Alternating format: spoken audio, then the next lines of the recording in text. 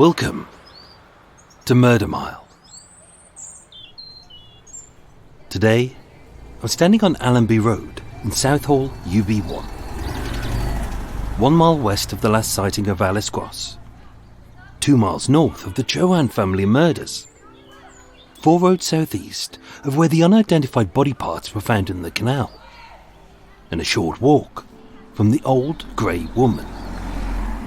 Coming soon to Murder Mile.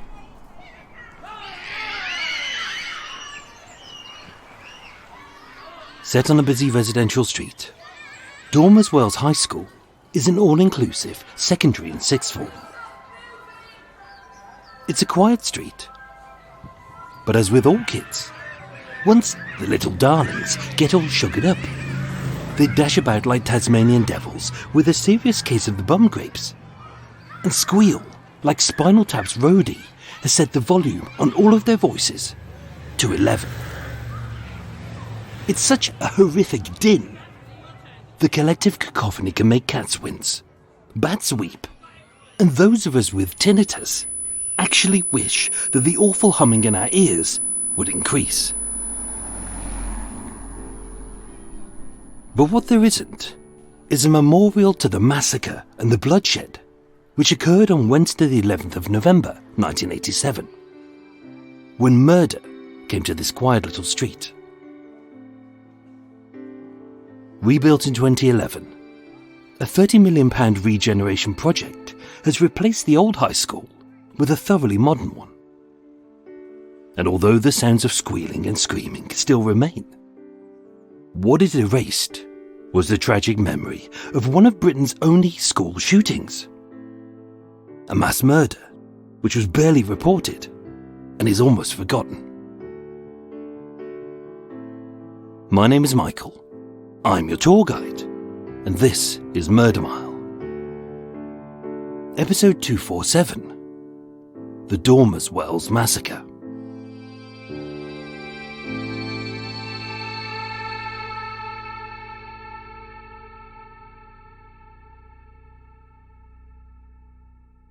What follows is based on the declassified court records.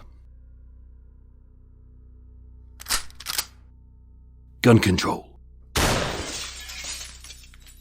Before 1900, almost every British citizen could carry a gun. Thankfully, seeing sense, in 1903, the first permit and age restrictions limited the sale of weapons to children and some teenagers. By 1911, a mandatory firearms certificate was introduced, meaning you had to have a legitimate reason to own a gun. In 1936, short-barreled shotguns and fully automatic weapons were outlawed. And by 1946, the police no longer deemed self-defense a valid excuse to own one. And yet it wasn't until 1953 that carrying a firearm outside of supervised and permitted areas was made illegal. None of these controls happened by mistake, as the laws which made Britain a more civilized and safer country were all exacerbated by a series of gut-wrenching tragedies perpetuated by gun owners.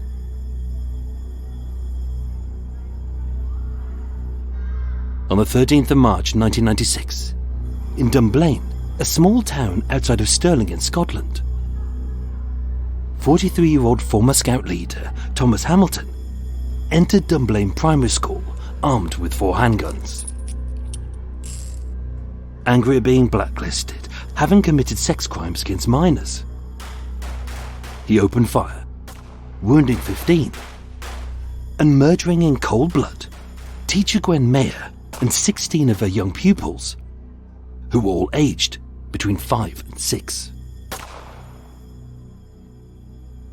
It remains the deadliest mass shooting in UK history. And so appalled were the people that Parliament banned the ownership of handguns, all semi-automatic weapons, and required a mandatory registration for all shotgun owners. Since 1997, 27 years ago, there hasn't been a single school shooting in the United Kingdom.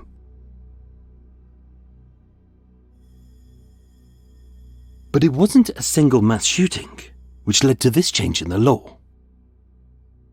as just a few years earlier, a little-known massacre occurred at Dormerswells High School.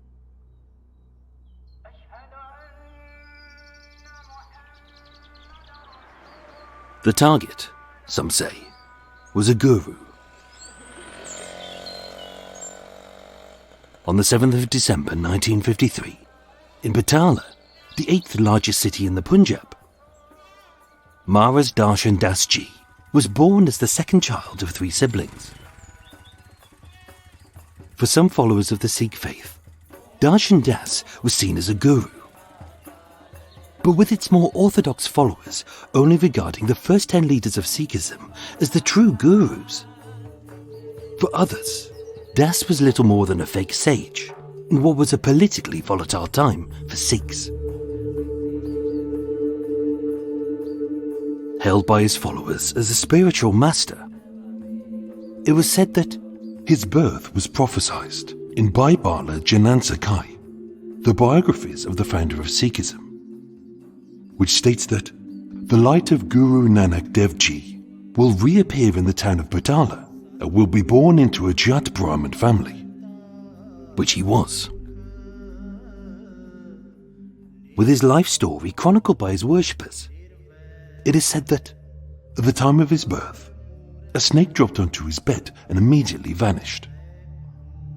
That brought his parents' attention to 7 locks in his hair, which resembled the 7-headed great snake.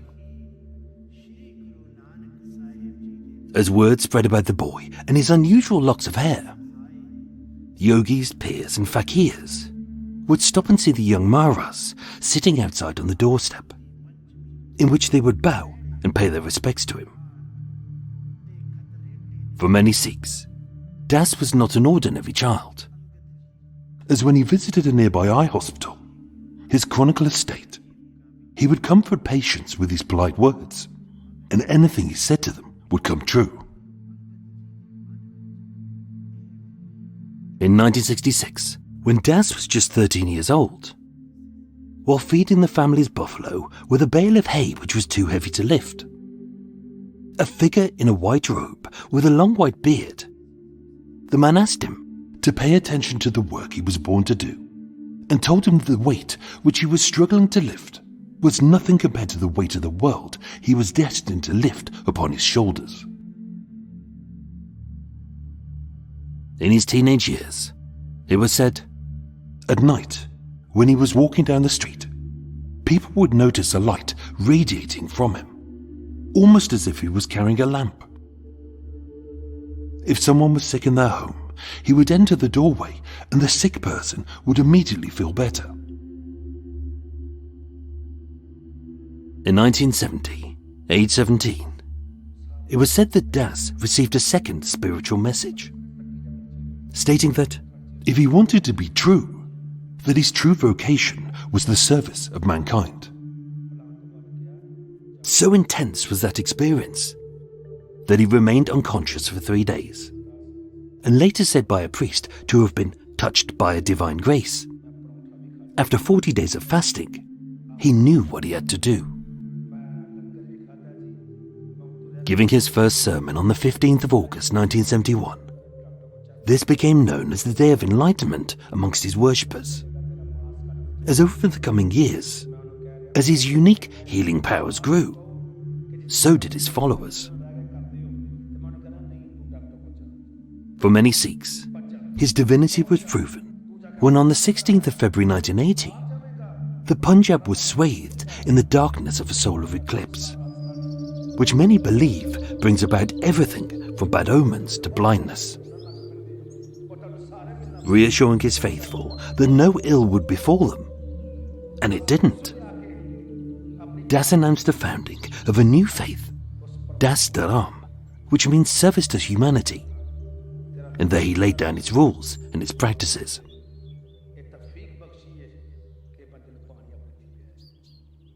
To his followers, Darshan Das was a holy man who was benevolent and peaceful. But to the more orthodox Sikhs, he was a fake and a heretic.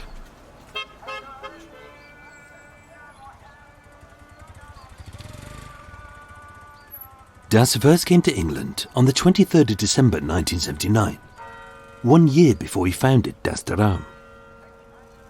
And in 1982, having established his first religious centre in Handsworth, Birmingham, he split his time between visiting his followers and giving sermons in school halls right across the United Kingdom.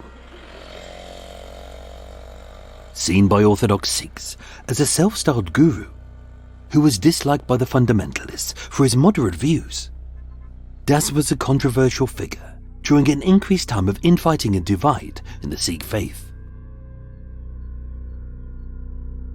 As with many of the world's biggest issues, it began in the 1930s, when the governance of India was handed back to those it rightfully belonged to, after we, the British, had ravaged its resources, looted its treasures, and left the country in chaos. With each religious group vying for political and financial supremacy, a Khalistan was proposed, which split the Sikh faith between those who wanted an ethno-religious sovereign state for the Sikhs in the Punjab and those who wanted to remain as part of an independent and unified India. Many wars were fought, many lives were lost, and many rivers of blood and tears were spilt.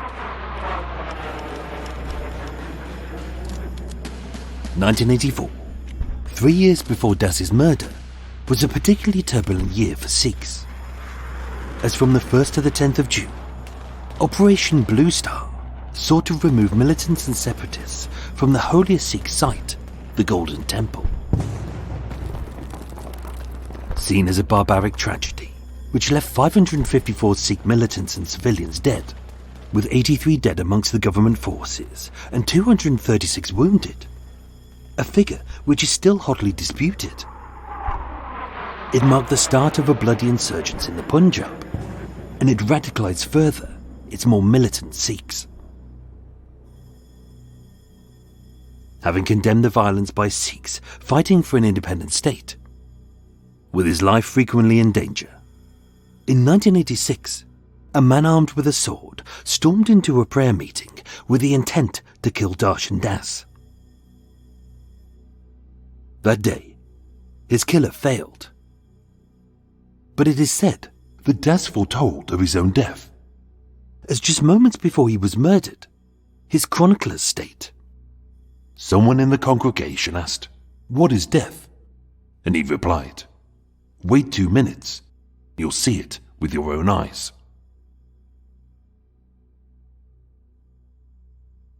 Das's life was dangling by a thread, as threats came thick and fast.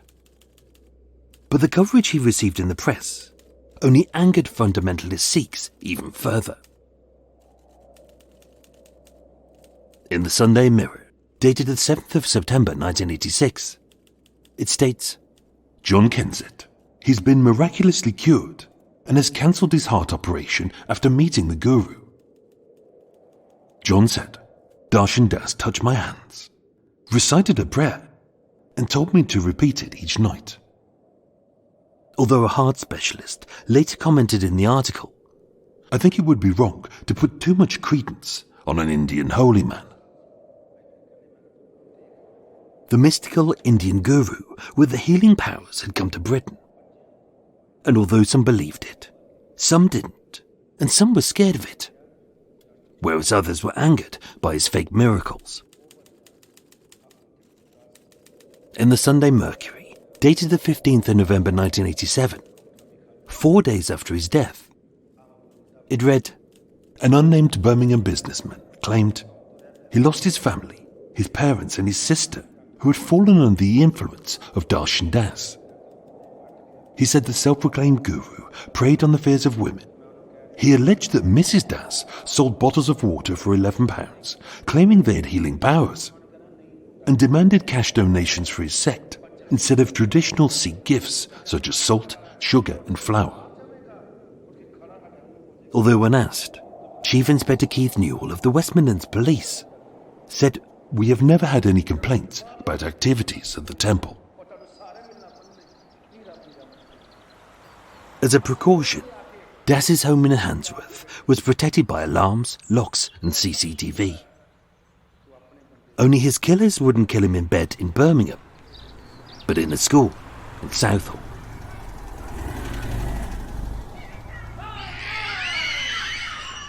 Rajinder Singh Batth was a 37-year-old orthodox Sikh who believed in violence to achieve the Khalistan. Born in the Punjab in 1950, having come to England in 1972, and later losing his job at a plastics factory in Feltham 1 year before.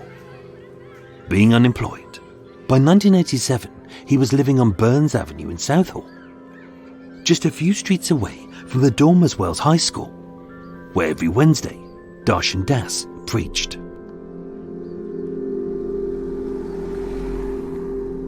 The plan was Batth's idea, stating, Das used to read the prayers out of our Guru Granth Sahib, the Sikh scriptures.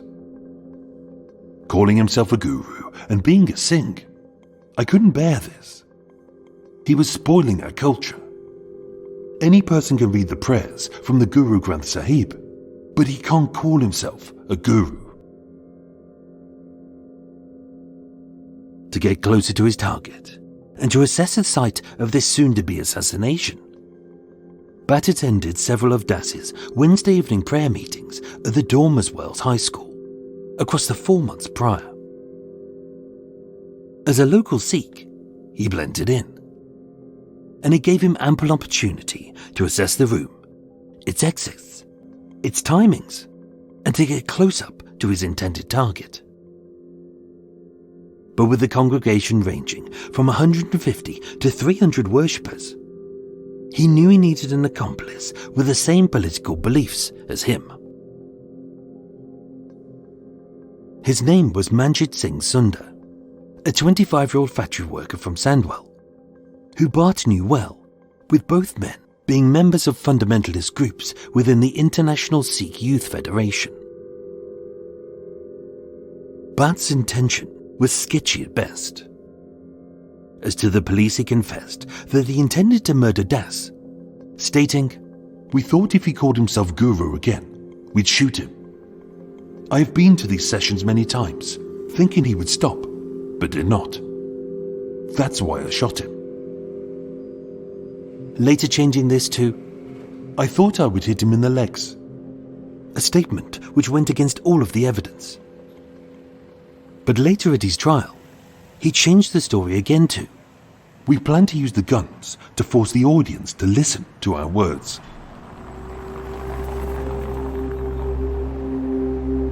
On an undetermined date in August 1987, although he'd been unemployed for a year and wasn't on any benefits, either on a street in Southall or outside of a Sikh temple in Handsworth, as different sources give different accounts. I met a black man, Batth said, and for £250, roughly £880 today, he bought a single-barreled Soviet-made sawn-off shotgun, a .22 caliber handgun, and a .38 Smith & Wesson. Batth and Sunder were ready to kill. But did Batth save money for this, or was he funded by someone else?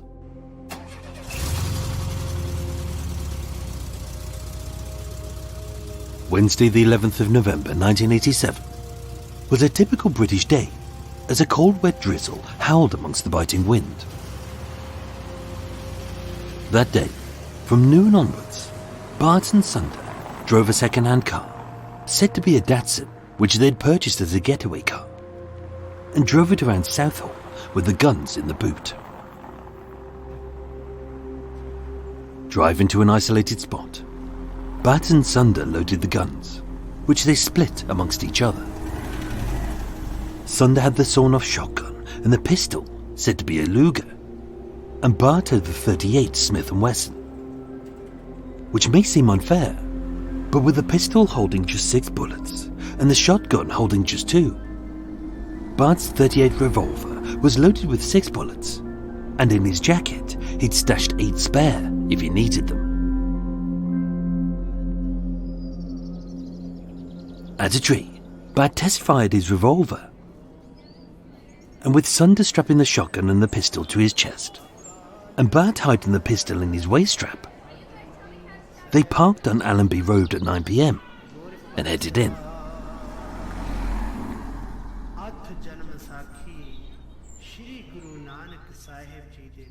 Dressed in a black and brown turban, a shirt, trousers and a grey jumper, Batth and his gun-toting ally entered the sports hall and blended in amongst the throng of worshippers who all sat on the floor. As part of the planned format, with the evening being one of 3 mandatory prayer times for Sikhs. From a slightly elevated dais, Das sat and recounted songs, prayers and hymns from the Holy Scripture. And for educational purposes, a tape recorder captured the sermon and the massacre itself on a cassette.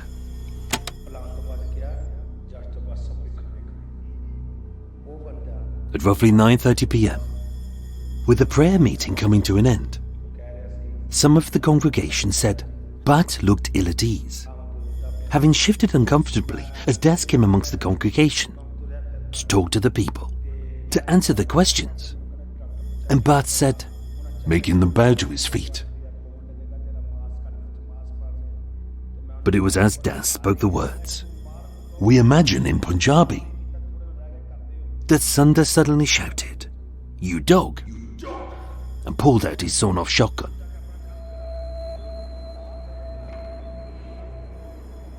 From those 2 words to the final shot, the Dormer's World Massacre lasted just 16 seconds. Having stood up, both men filed down the sides of the silenced congregation. Unsure what was going on, it happened so fast that the crowd was still seated when Sunder blasted the shotgun at Das from just 6 feet away. And although the 2 men were almost within touching distance, Sunder missed. Whether through nerves, fear, or just bad marksmanship, as the crowd panicked and the terrified masses fled towards the nearest exits, as Sunder cocked his shotgun's hammer, a group of Das's most faithful dived on the shooter, flooring him before he could get his last shot off and disarming him of the shotgun. Seeing the uprising and fearing for his life, Batth held the pistol in the air as if to warn the crowd, but still they surged. And as Sunder struggled, having pulled out the pistol, he fired in panic, shooting 45-year-old Yoga Singh of Southall, who was a writer of psalms, who just seconds earlier had punched him. Seeing Sunder struggle, as the crowd cornered, floored, and beat him with chairs, as the crowd surged towards him, Batth also fired in panic, shooting 41-year-old telecoms engineer Satvan Singh Panesar in the chest, and 53-year-old shopkeeper Dharan Singh Bimbram in the leg, with both men being unarmed. Batth later claimed, in a cowardly, self-serving way, "I didn't want to kill him," meaning Das. "But when the people jumped on my friend, I lifted up my pistol in the air, hoping it would stop them from doing what they were doing. But as a maniac grabbed my arm, he pulled it down and it went off by mistake." Which the recording, eyewitness testimony, and even his own confession would disprove. Later stating in court, "When I fired at Das and was stepping back, my foot slipped and it was then that they caught me. Shots got fired then because my finger was on the trigger." Although witnesses state, Batth jumped on the stage, pulled out the .38 from his waistband, and from a few feet away, he shot Das. With a single shot entering his skull at the back of his ear, the bullet penetrated his head, and having ricocheted off the petrous bone, the hardest bone in the skull, its deathly sharp fragments shot down into his chest, penetrated his vital organs like his lungs and his heart, and filled the cavity with blood. With Batth floored by Das's unarmed worshippers, as he tried to flee, he too was knocked to the ground been where the microphone stand, stamped on, and he says stabbed. Then I lost consciousness. And although he would claim They tried to kill me. an examination determined that his cuts and bruises were merely superficial. In total, 12 shots were fired, 8 of them missed, and the entire massacre ended after just 38 seconds.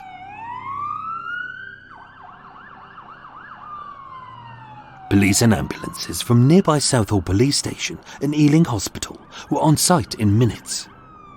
The scared congregation were ushered to safety, and although chaotic, a crime scene was established.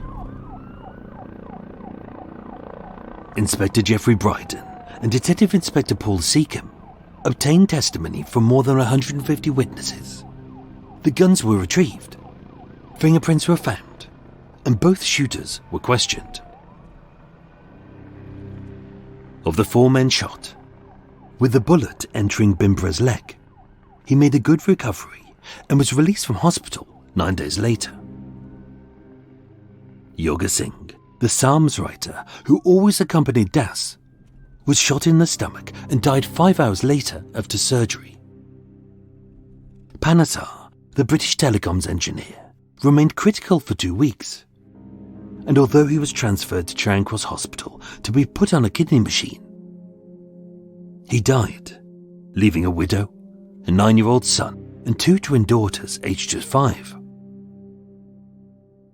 And although he was rushed to nearby Ealing Hospital, which was just 1.5 miles away, being unconscious and barely breathing, owing to a bullet wound to the head and massive internal bleeding, 33-year-old Darshan Das, the prophesied guru of Das Dharam, was declared dead on arrival.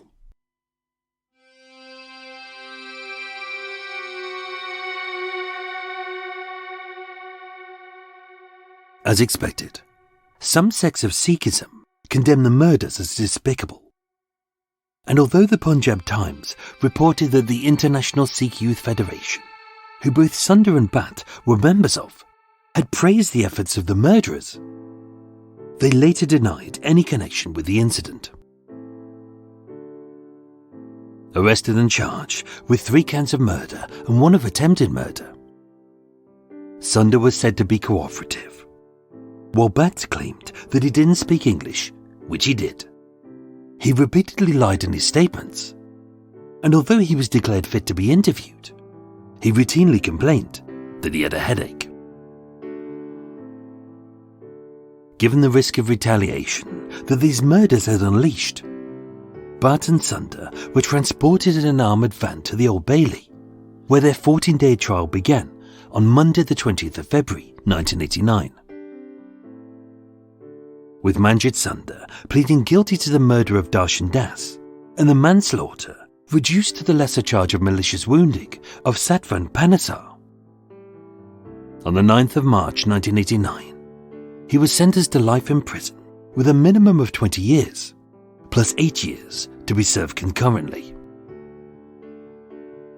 And although the trial almost collapsed, as at an after-dinner speech, the judge, Mr. James Miskin QC, made racially charged references to black people being nignogs, and of the Dormers Wells killers as being murderous Sikhs, which he denied and was later blamed on early onset Alzheimer's. Rajinder was sentenced to life for a minimum of 30 years, plus 10 years to be served concurrently. Having served their sentences at H&P Frankland, Batth returned to India, where for the murders he was honoured at the Akal Bat temple in the Punjab. As of today, Batth lives as a free man, and the schism amongst Sikhs still rages on.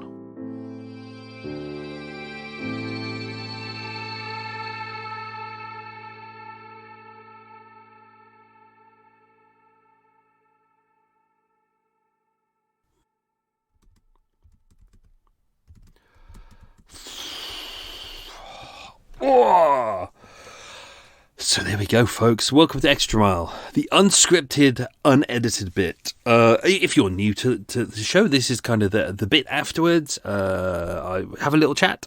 We do some quiz questions about this episode, then we dive into some extra stuff that may not have made it in the episode.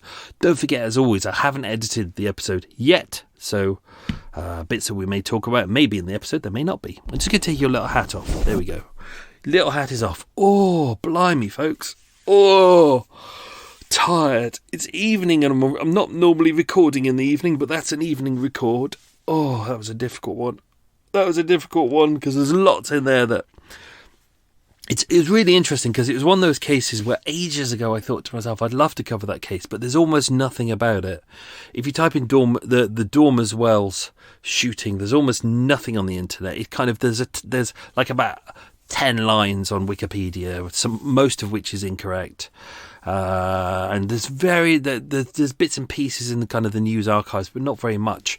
So I started digging, and then I realised that with Batth, his appeal records were actually in the archives. And it's the great thing about an appeal record is that you actually get most of the details from the original court itself. So even though the court records and the police files aren't available, the appeal records were. So I was able to get a lot of the original information about this case to find out what was going on and what had happened, because what is out there is a bit messy. It really is. So that was really interesting. So there we go. What's going on in my world? Oh, this is all very exciting. I injured my back, as always, walking the other day. I was getting Eva's cocktails for it, I'll just be honest. And then while I was editing the last episode, Jack the Shitter, you're welcome, I put a hot water bottle on my back, and I didn't realise that I think it must have burst a bit, and that it had got on my skin, and it was nice and toasty. I wasn't really burning, I wasn't really having a problem. And then I put my fingers on my back, and it was all bibbly bobbly. It looked like kind of the Elephant Man's head. It was really bibbly bobbly, and I looked in the mirror and thought, oh shit. And then I called up my stepmom, who's a former nurse, and she was like, yeah, you need to go to A&E for that, because if they burst, and they were huge blisters, like big blisters bigger than your eyeballs, she was like, yeah, if they burst, there's a high risk of infection on that, so you need to go to A&E. So I did. I went to A&E. Thank you to the NHS. This, of course, was all free. Thank you very much. Oh, what a lovely country we live in, where we've got free healthcare, but not for much longer, given that the government's trying to sell off as much of it as they can to all of their buddies, because they're a massive bunch of arseholes. I went there. I went to 2 local hospitals at 5 a.m. Nice and empty. No one was there. It was wonderful. Just me, a homeless man, and someone who was walking uncomfortably. So either they'd got back problems like me, or they'd inserted something where they shouldn't have inserted it. But that does happen in hospitals. So that's been fun. Thank you to new patron supporters. Thank you to Jenny Geddes and Roberto Pini. So I hope I got your names wrong. I really do. Thank you to Jenny, and thank you to Roberto. Thank you for becoming patron supporters. As with everyone, don't forget, you can become a patron supporter for as little as £3 a month. You get lots of goodies with that. You get a little video, you get or loads of photos that I don't share anywhere else. You get the unedited recording script for this episode. You also have, for everyone, a new thing I introduced this year called Bad Nanometers, where there's extra pieces of documentation that's really interesting. Like with last week, I think it was the week before, the Gene Stafford case, where we got the potential reference to the fact that it could have been John Reginald Christie, who was one of her former clients. I actually read out some the original statements there, so you actually know whether it could have been Reginald Christie or not. So there you go. Lots of really interesting stuff that I'm never going to share with anyone else. That is solely for patron. So if you want to become a patron subscriber, please do. I think they're still doing the god awful free trials. You can have a poke around if you want, or you can just become a proper patron, and that would be very much appreciated. Let's do some quiz questions. I'm not going to make a tea because it's evening. I also have in front of me, there we go, lemon Diet Coke. I just don't like this as much as same as lime.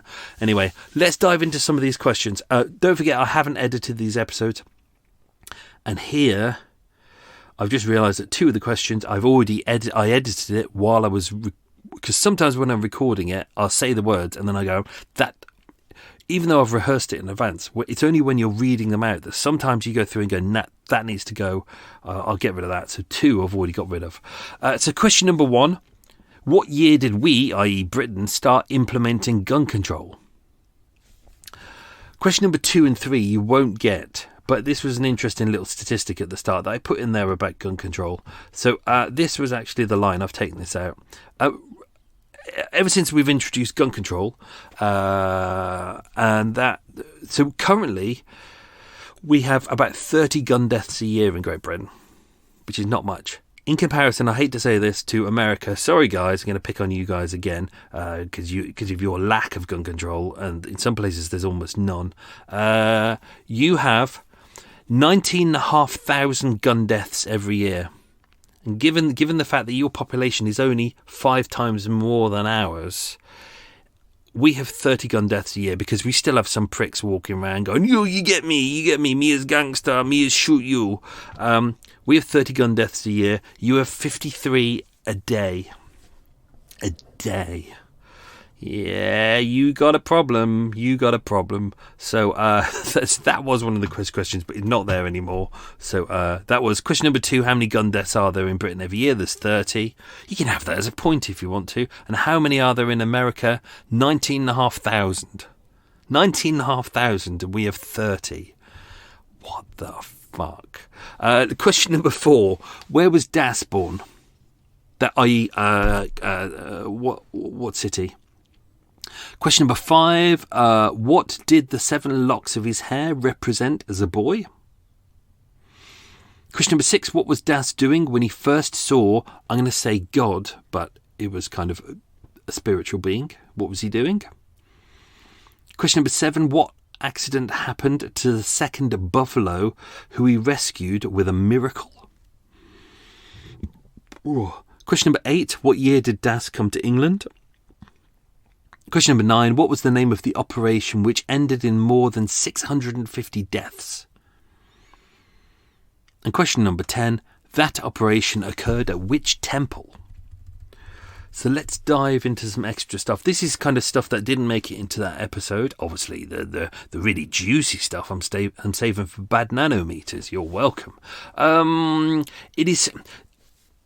A lot of the background to this I kind of got from the Dastaram website. So a lot of this because I'm not well versed. I'm not well knowledgeable about Sikhism. Therefore, I actually went direct to their website. And so where there is quotes here, I have taken them direct from their website. So when I say their followers, this is exactly what the website says. So. But his premonition of his death. Now, obviously, a lot of the things that were written about him were written post. As with anyone, as with history, you have to be kind of quite speculative about history. So, people may say this is what happened, but don't forget this is a perspective. Also, with him being a holy man, things will be slightly heightened. So, it says here, those who understood his message continue to do the work that he started, remembering what he said. Do not love my physical body, but the power behind it. Life is an unreal image, an allotted time span for a short period. Death is reality. Das was a person who could tell you about the past, present and the future. And moments before the assassination, someone in the congregation asked what is death, and he replied, wait 2 minutes and you will see it with your own eyes. Now, I don't see that that's on the website from his followers. I don't see that on the police report. I don't see that in the limited witness statements that we had access to, but that didn't mean it happened. It just means it wasn't recorded. Obviously, with the Sikh faith having been kind of divided down, one side you've got I'm going to say half, but it's more scattered than that. You've got one side kind of moving towards kind of the as mentioned, the Khalistan, which is that they wanted a Sikh. Have I got it written here? I might have kept it. No, I haven't put it in this section. One half were kind of deciding whether they wanted part of the Punjab to be kind of the Sikh held area. Some wanted all of the Punjab to be kind of Sikh controlled, and whereas with Das he was more, because he's Indian and even though he's Sikh, even though his religion is Sikh, he's actually from a Hindu family, so he's more kind of Indian. So he wants to stay part of independent and unified, well, hopefully unified India. So it's as you can see, some people would not say he was controversial. Some people would say, he's just a peaceful, holy man, and he doesn't believe in fighting, and he just wants everyone to be nice and happy together. Whereas some people see him as controversial because he's anti-violence and because he wants to be part of India. He doesn't want to be part of kind of the Khalistan as mentioned. So he condemned violence by Sikhs fighting for an independent state in speeches in Britain and India. He was defiant about his refusal to be persuaded to change his views by the threat of a gun. He was reported saying, "I still hold my independent views as a human right, which I will continue to fight for." As a Sikh leader, he himself received many death threats and said bloodshed and violence must always be condemned. He had many death threats by militant separatist Sikhs, as he was seen as a heretic by fanatical groups.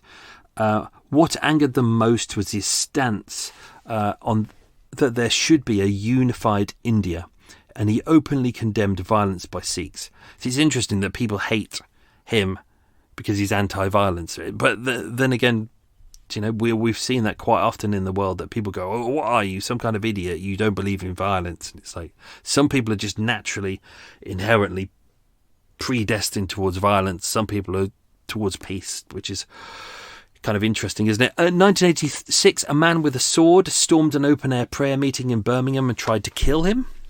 We really don't know much about that. I kind of had to search around, but there wasn't a huge amount.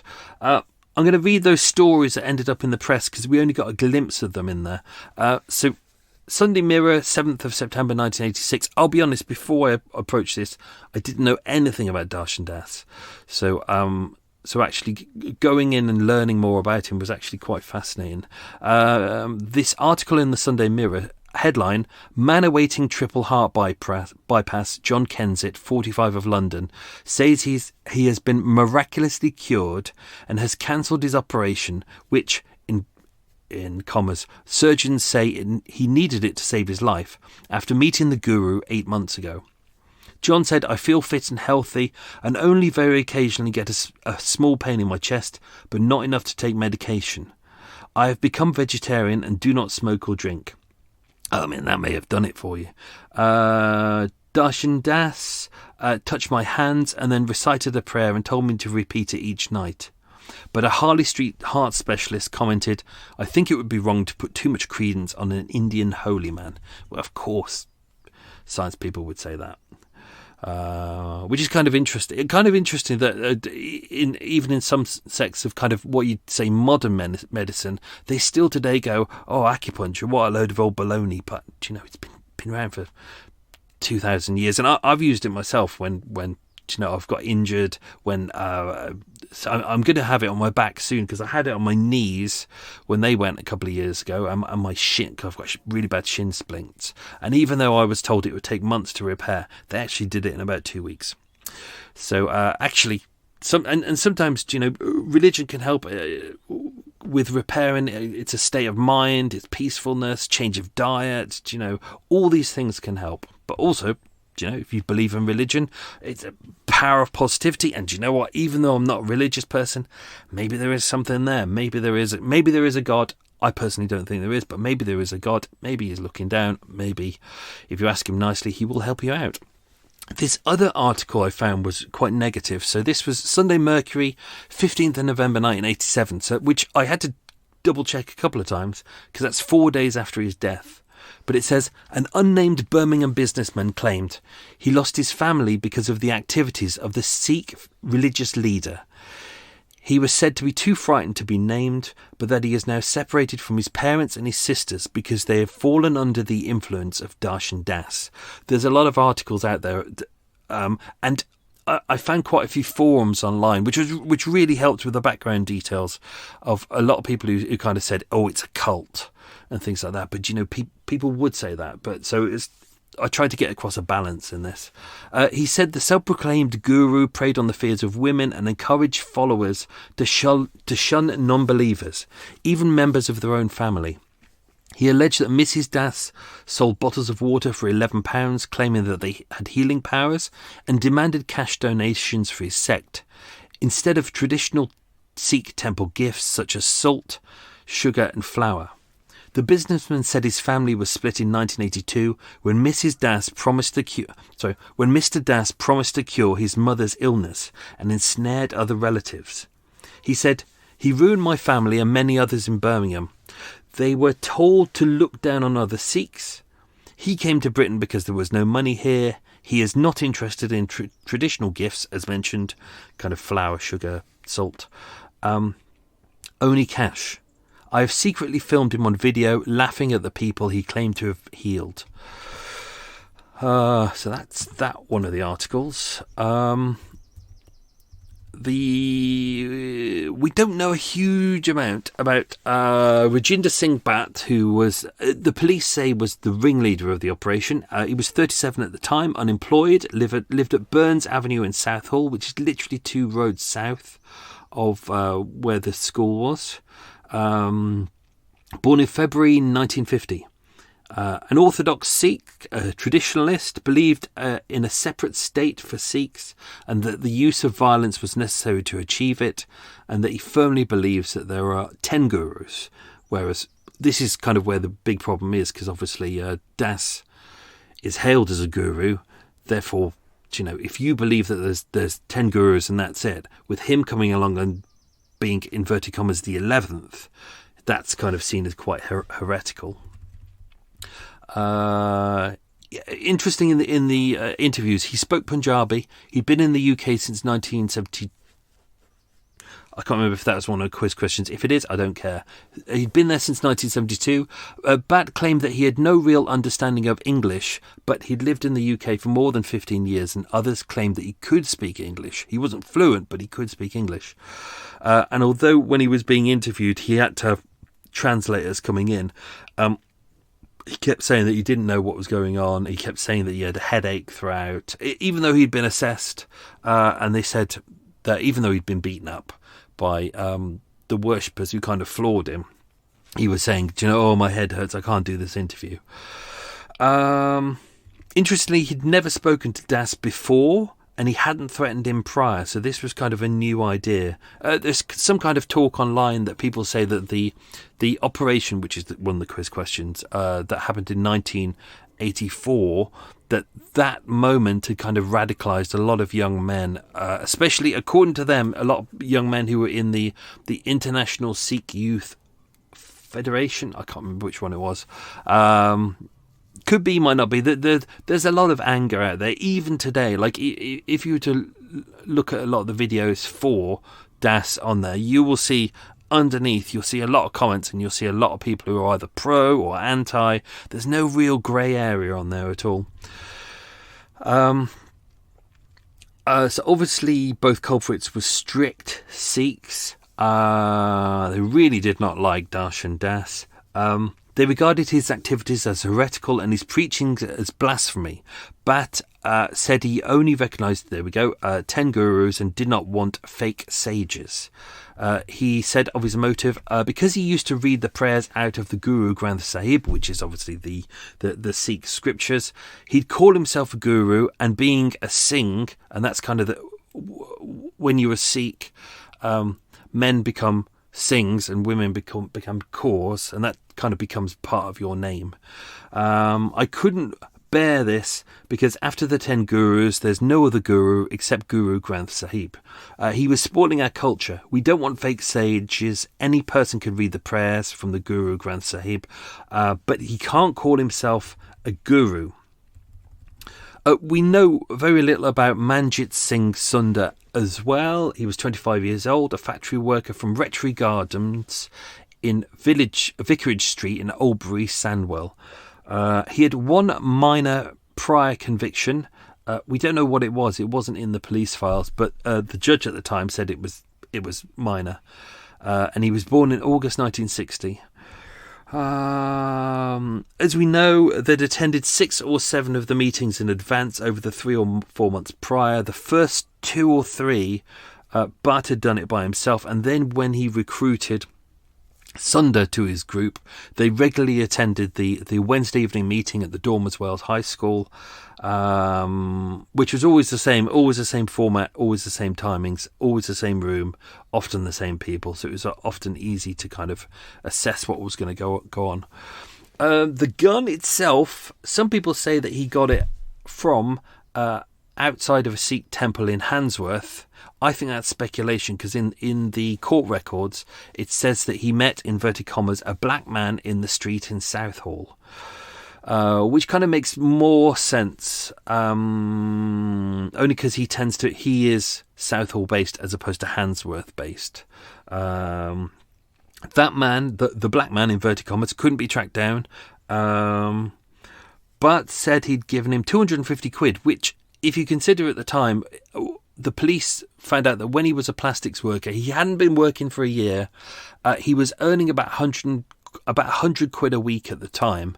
And even though he was unemployed, he wasn't receiving any benefits at the time. So where did he get that 250 quid from? We don't know.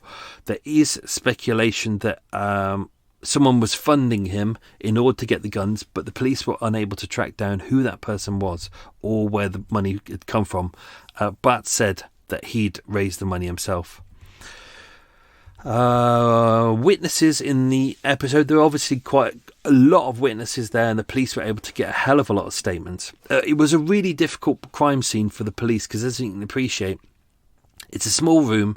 There's a small room which has got 200 people in it, so it was a busy room. So there's a lot going on, a lot of violence going on, a lot of panic, a lot of people moving around, a lot of fighting, a lot of confusion. So the crime scene was a bit of a mess, but they're able to do what they could with it at the time.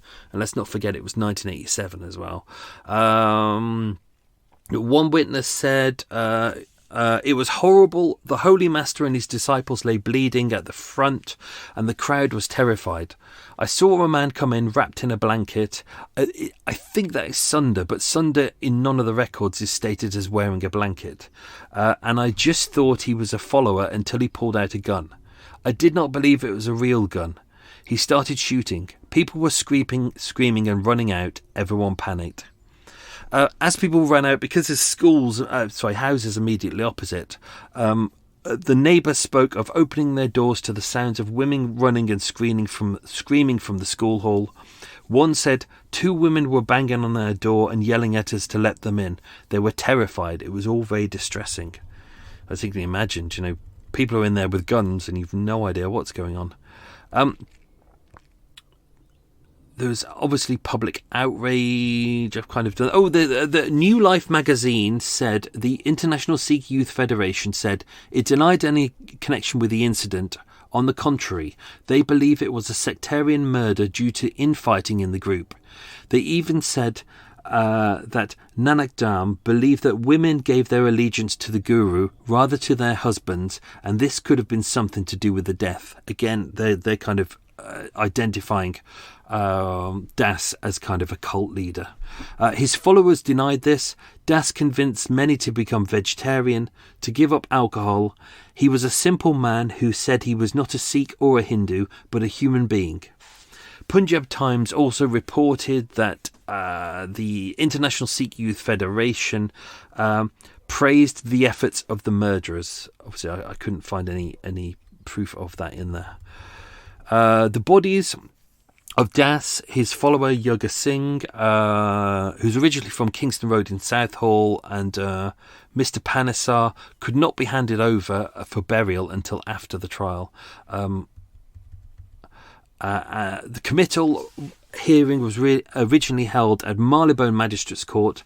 They then had to move it down to Lambeth Magistrates Court. I think at the time both men were being held at Brixton Prison, hence it was being held at Lambeth Magistrates Court, that's south of the water. And then they were transported in an armoured van owing to the fear of uprisals, and at each court there was tight security and armed police. That was also at the Old Bailey as well. The judge said But I'm satisfied that you were the ringleader. You have lied continuously throughout in a dishonest way to avoid punishment for your disgusting behaviour. You provided the weaponry and the ammunition, and it was you who shot Das in the back of the head. I've in mind of your age and your unblemished record, he didn't have a criminal record, your hard work in life, and that I have heard about you and your religious enthusiasm. Because there is absolutely no excuse for this disgraceful, pre-planned behaviour, I recommend that in your case you serve a minimum of 30 years. In total, he served 38 years in total. And I think that's it, folks. I think that's all I have on that. So let's do the quiz questions. Obviously, we'll miss out the ones that I've already edited out of the episode. Don't forget, I haven't edited the episode yet, so they might not appear in this episode. Question number 1. What year did we start implementing gun control? It was 1903, 121 years ago. You hear that, America? 121 years ago. There we go. Now we live in peace. Well, sort of. Question 2, let's dispose of. Questions 3, we'll dispose of. Question 4, where was Das born? It was in Batth in the Punjab. Question number 5, what did the 7 locks of hair represent as a boy? In Hindu faith, it was the 7-headed great snake. Question number 6, what was Das doing when he first saw, I'm going to say inverted commas, God, i.e. a spiritual being? He was feeding the family's buffaloes, as we all do. Question number 7, what accident happened to the second buffalo, who he rescued with a miracle? It had fallen into a well of snakes. Question number 8, what year did Das come to England? It was 1979. Question number 9, what was the name of the operation which ended with more than 650 deaths? It was called Operation Blue Star. And question number 10, that operation occurred at which temple? It was the Golden Temple. So there we go, folks. There we go. Oh, that was a case that you won't get anywhere else because it's a bloody nightmare to research. So I hope that made sense. Once again, thank you for listening to Murder Mile. Next week is another single episode of another case you won't have heard of anywhere else. You're welcome. That's what I try, is to bring you things that you can't get anywhere else, or try and find you details about cases that just no one has ever heard before. So there we go. Hope you're enjoying that. Have a good week, folks. Stay safe. Be good. I'm going to finish off my Diet Coke. I'm going to pop on a fire.